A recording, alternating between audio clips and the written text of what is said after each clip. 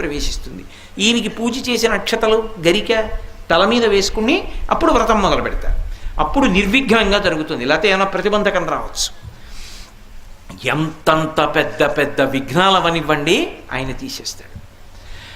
అది ఎంత పెద్ద విఘ్నం కానివ్వండి, ఆయనని తలుచుకుంటే మాత్రం ఇంకా విఘ్నం నిలబడదు.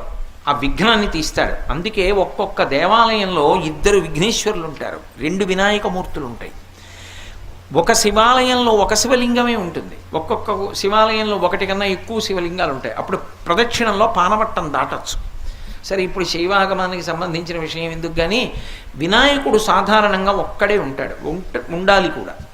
కొన్ని చోట్ల ప్రత్యేక సందర్భాలలో ఇలా ఎందుకు పెట్టారండి అని మీరు అడిగారు అనుకోండి, వాళ్ళు చెప్పలేరు.